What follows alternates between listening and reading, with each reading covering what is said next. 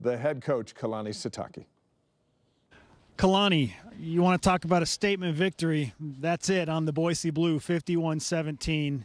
I just want your general thoughts on the game overall. What's on the top of your mind? Man, just so proud of our players and our coaches. They did a great job with the game plan. Just really happy. Elisa Tuyaki, Ed Lamb formulated a defensive game plan that was awesome. Jeff Grimes and A-Rod and offensive coaches did that with the offense, and Ed did an amazing job with special teams. So they did a great job, and then the players executed at a high level, and just really happy. Happy the effort they gave us. They played physical football, and I think more than anything, those guys enjoyed the moment tonight, and it's really happy for them. But the head coach in me sees that there's some things that we need to fix. And so I'm sitting there thinking about, okay, missed opportunities in a lot of different areas in all three phases, and then some things that we can teach football to get better at, whether it's when to field the kickoff and, miscommunication and coverage and things like that. That's all stuff that's on me as a head coach. I need to fix that, and it takes little details and things like that. So I'm looking to iron those out in the next week and improving from this game and getting better as a team. This team has gotten better every week, and our focus has been razor sharp. And the key is trying to work together as a team and knowing what we need to improve on. But that's pretty much it, man. I'm just really proud, but thankful that there's things that we can still improve on. Your team is clearly tired of hearing the statement of, yeah, but who have they played? And it felt like they wanted to send a message tonight against a respected and nationally ranked program. How did you see your team using that as fuel to prepare for this matchup? These guys have a chip on their shoulder no matter who says what. And so they know there's a lot of things that we still need to improve. And so this is a hungry team. And then, all I have to do is just keep them fed a little bit and then let them go. And so just proud of them. We'll get better. We'll get better. We need to get better. And now's the time to demand it from them. But proud of their performance. There's a lot of things that we wish we could have had in the first half. We didn't play our best. And then even the second half, there's some mishaps. But I can't question their heart and their energy and their effort. If they can keep giving us that every game, we're going to be fine. Juxtapose the emotions of playing here in 2018 to what you're feeling right now, because it'd be hard to find two more opposite ends of the spectrum. Well, that game came down to the last play. True freshmen, right? And we had a lot of young guys playing out there that were young puppies here. And so they grew up a lot in that game. And nobody wants to hear that, right, at that moment.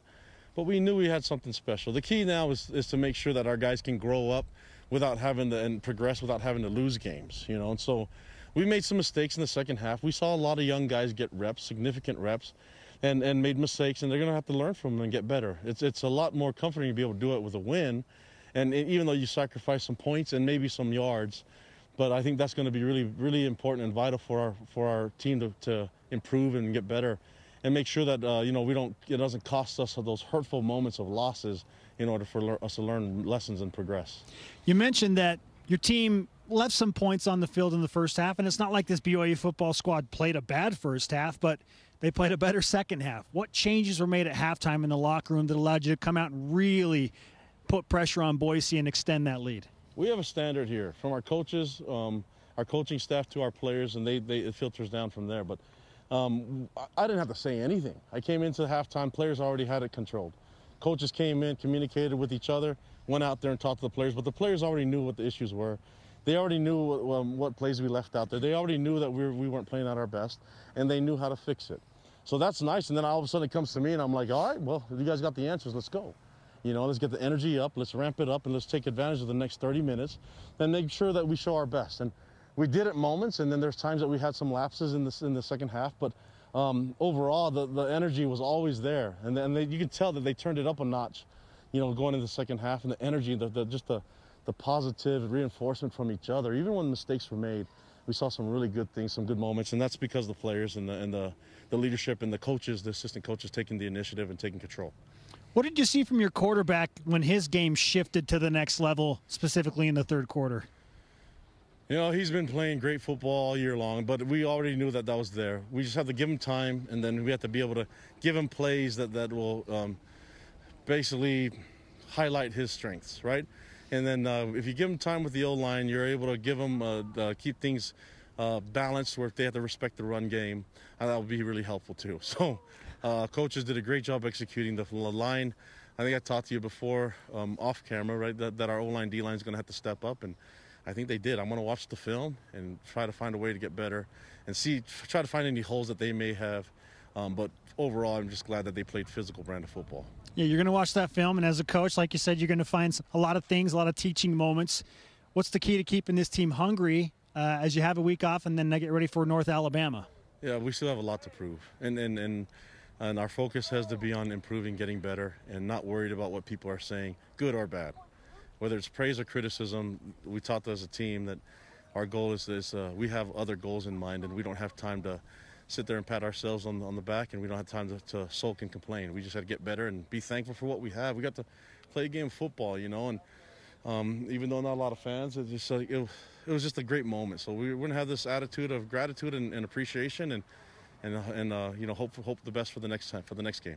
Only 4 teams in the long storied history of BYU have gotten to 8-0. You're now one of them, and what a way to get to 8-0 against Boise.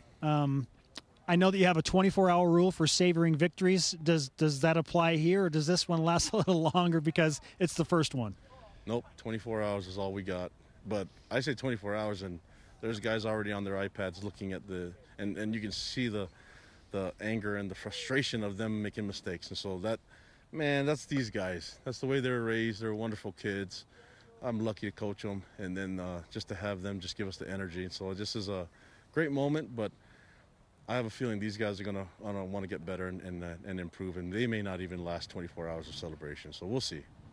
The onside kick comes late. You have to keep your offense in for the game. I'm guessing that the onside kick had something to do with you wanting to keep your guys out there late on offense. Yeah, I mean, there's still enough, and if you look at the success that they had on the onside kick, you know, we just felt like we gave up 2 big touchdowns on quick plays. It's like, okay, let's reel this thing back and let's get our team out there. Let's settle down a little bit.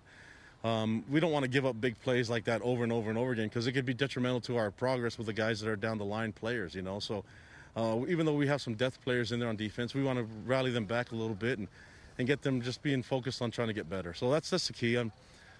Other than that, you know, we trust our quarterback to be in there late and to handle the ball and make sure that there's no mistakes. There's little things that he can say out there that keep our guys focused, like ball security, making sure the running backs take care of the football, and making sure that we have the right call in place. And that's what it came down to, making sure that we executed at a high level then. We want to make sure that we're doing things the right way before we don't have a game next week, so we want to make sure that we end on a good note. Coach, congratulations on an historic performance and an historic win for this BYU team. What's your message to everyone across BYU Sportsnation tonight? Man, love BYU fans. You guys are the best. On our way in here, we had a line of fans out there on a Friday night showing us love as our buses drove into the stadium. BYU fans, amazing. They are amazing, and so I'm just so thankful for all of them.